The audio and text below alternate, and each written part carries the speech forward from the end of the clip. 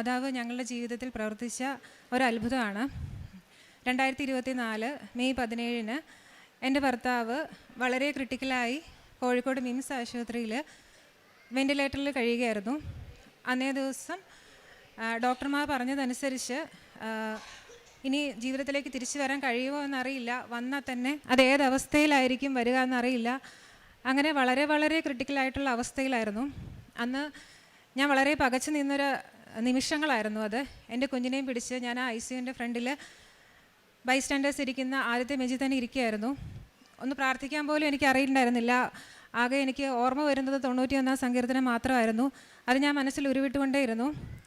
അന്നേ ദിവസം രാത്രി ഒരു 2:45 ഒരു സ്ത്രീ എൻ്റെ അടുത്ത് വന്നു. ചുരിദാറായിരുന്നു വേഷം, കഴുത്തിലൊരു കൊന്ത ധരിച്ചിട്ടുണ്ട്. കൃപാസന മാതാവിൻ്റെ കാശുരൂപം എൻ്റെ നേരെ നീട്ടി. എന്നിട്ട് ചോദിച്ചു, ഇതാരാണെന്ന് അറിയാമോ? കൃപാസനത്തിനെ പറ്റി എനിക്ക് വലിയ ധാരണകളൊന്നുമില്ല, ആകെ മാതാവിനെ അറിയാം, കണ്ടിട്ടുണ്ട്, എൻ്റെ ചേട്ടൻ്റെ ഭാര്യ പറഞ്ഞിട്ടുള്ള ചെറിയൊരു അറിവ് മാത്രമേ ഉള്ളൂ. അപ്പോൾ ഞാൻ അറിയാം എന്നുള്ള രീതിയിൽ തലയാട്ടി. ഒന്നും തിരിച്ചു പറയാൻ കഴിയുന്ന അവസ്ഥയിലായിരുന്നില്ല ഞാൻ. പിന്നെ എന്നോട് പറഞ്ഞു, കൊന്ത ചൊല്ലി പ്രാർത്ഥിച്ചാൽ മതി. ഞാൻ വീണ്ടും തലയാട്ടി. പിന്നെ എന്നോട് പറഞ്ഞു, രോഗിയെ കാണാൻ കയറുമ്പോൾ ഈ കാശുരൂപം ദേഹത്ത് മുട്ടിച്ച് പ്രാർത്ഥിക്കണമെന്ന്. ഞാൻ വീണ്ടും തലയാട്ടി. ഇത്രയും സംസാരിച്ച് കഴിഞ്ഞിട്ട് ആ സ്ത്രീ അവിടെ നിന്ന് പോയി.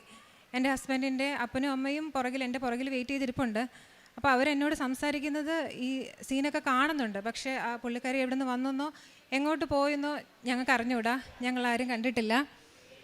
അതിനുശേഷം അതായത് രാത്രി 2:45 പറയുമ്പോൾ ആ ICUവിൻ്റെ ഫ്രണ്ടിലുള്ള ബൈസ്റ്റാൻഡേഴ്സ് മാത്രം, അവർ ഉറങ്ങുന്ന സമയമാണ്. പുറത്തുനിന്ന് ഒരാളും വരാനുള്ള ഒരു അവസരം അവിടെ ഇല്ല.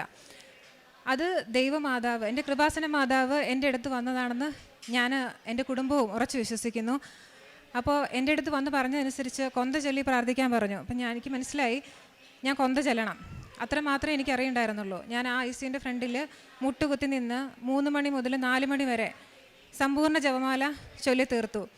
അതിനുശേഷം ഞാൻ തിരിച്ചിരുന്നപ്പോൾ എനിക്ക് പൂർണ്ണമായ ഒരു ധൈര്യം കിട്ടി. എനിക്ക് ഉറപ്പായിരുന്നു എൻ്റെ ഹസ്ബൻഡ് ജീവിതത്തിലേക്ക് തിരിച്ചു വരും, അത് പൂർണ്ണ ആരോഗ്യത്തോടെ തിരിച്ചു വരുമെന്ന് ഞാൻ ഉറച്ചു വിശ്വസിച്ചു. അതിനുശേഷം എനിക്കൊരു തരി പോലും ഭയം തോന്നിയില്ല. പിറ്റേ ദിവസം രാവിലെ ആയപ്പോഴും ഡോക്ടർ വന്ന് പറഞ്ഞു, വീണ്ടും ക്രിട്ടിക്കൽ അവസ്ഥയിൽ തന്നെ തുടരുകയാണ്. അങ്ങനെ വളരെ വളരെ കാര്യങ്ങൾ പറഞ്ഞ് ഞങ്ങളെ പേടിപ്പിച്ചു. പക്ഷെ അപ്പോൾ പോലും എനിക്കൊരു ഭയം തോന്നിയില്ല. എൻ്റെ മാതാവിൽ എനിക്ക് പൂർണ്ണമായിട്ടുള്ള വിശ്വാസം എനിക്ക് തന്നു. അന്ന് മാതാവ് ധൈര്യം തന്നു. അന്ന് ഡോക്ടർ വന്ന് പറഞ്ഞ് തിരിച്ചു പോയി കഴിഞ്ഞ് രാവിലെ ഉച്ചയോടെ 12:30 ആയപ്പോൾ ഹസ്ബൻഡിന് ബോധം വന്നു. ആൾക്കാരെ തിരിച്ചറിയാൻ തുടങ്ങി. അത് അവിടെ മിംസിലോട്ട് എത്തുമ്പോൾ